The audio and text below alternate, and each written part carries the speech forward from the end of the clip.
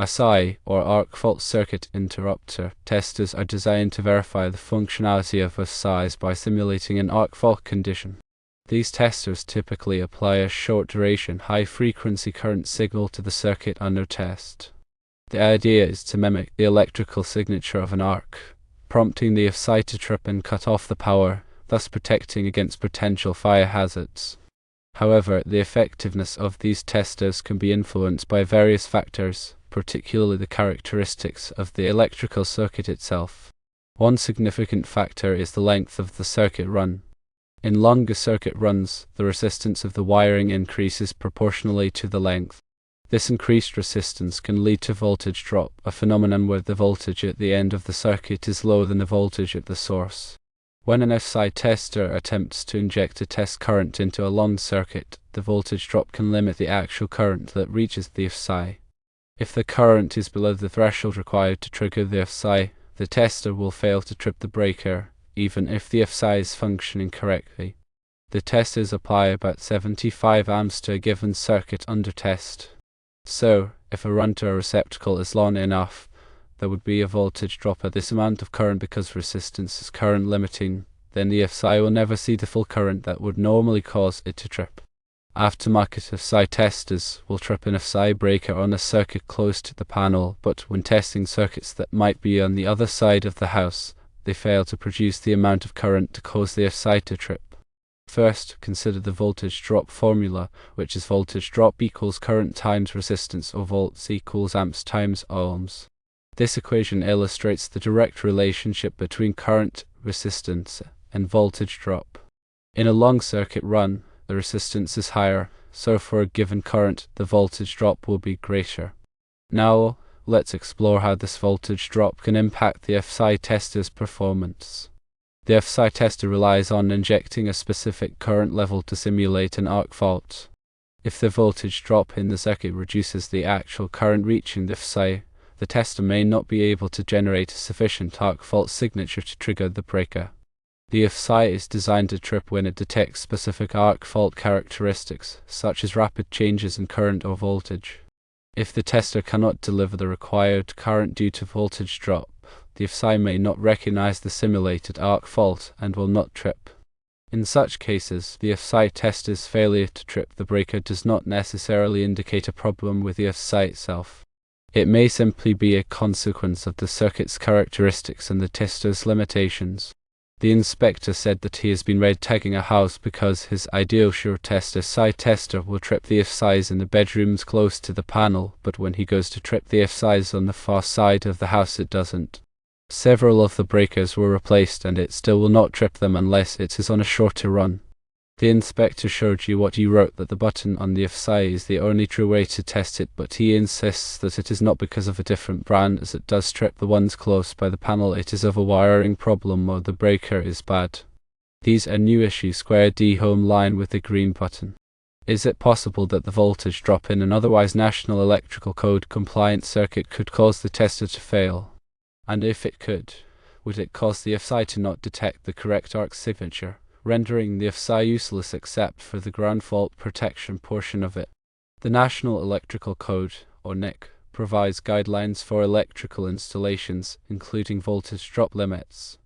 While a circuit may be compliant with the NEC, it can still experience voltage drop that affects the performance of AFCI testers.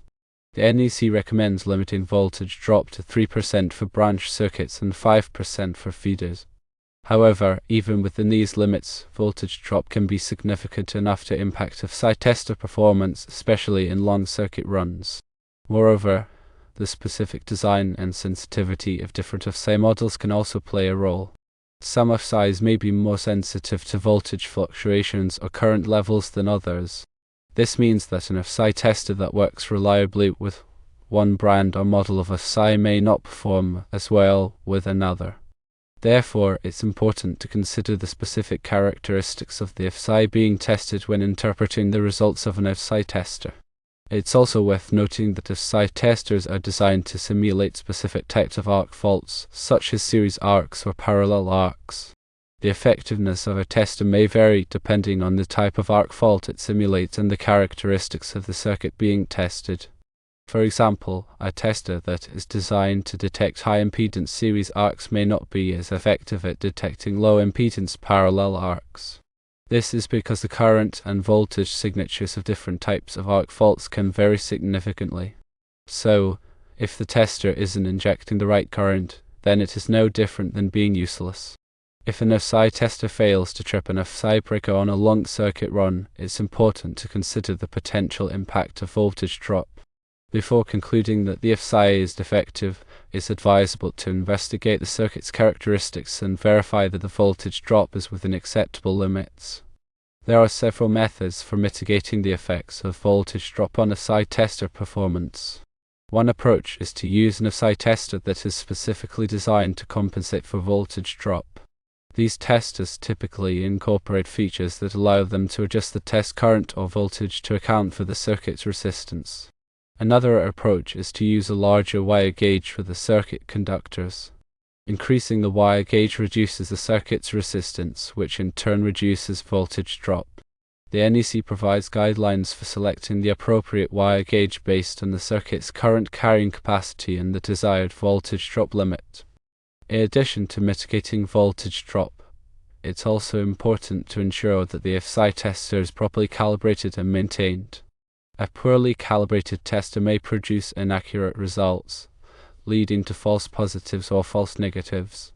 Regular calibration and maintenance can help ensure that the tester is functioning correctly and providing reliable results.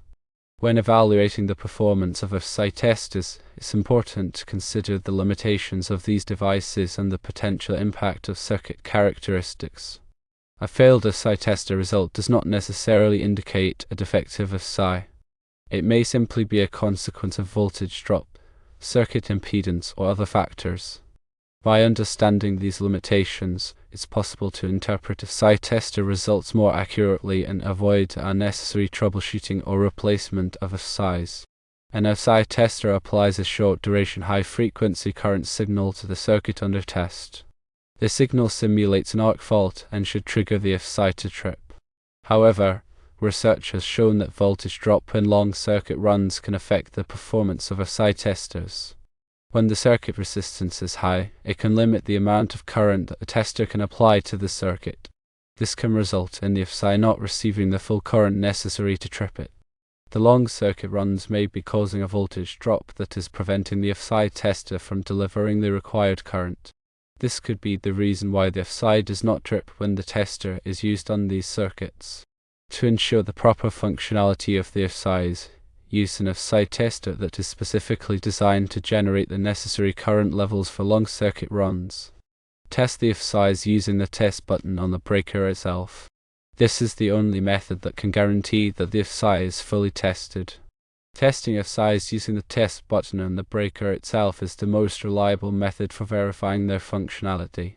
The test button simulates an arc fault condition within the breaker, bypassing the external circuitry and directly testing the AFCI's internal components. When the test button is pressed, the AFCI should trip immediately, indicating that it is functioning correctly. This method is not affected by voltage drop or other external factors, making it a more accurate assessment of the AFCI's performance. In conclusion, while AFCI testers can be useful tools for verifying the functionality of AFCIs, their performance can be influenced by circuit characteristics such as voltage drop. When interpreting AFCI tester results, it's important to consider these limitations and to use the test button on the breaker itself as the primary method for verifying AFCI functionality. Also, it is possible that the voltage drop in an otherwise National Electrical Code compliant circuit could cause the tester to fail, and if it could, it would cause the AFCI to not detect the correct arc signature, rendering the AFCI useless except for the ground fault protection portion of it.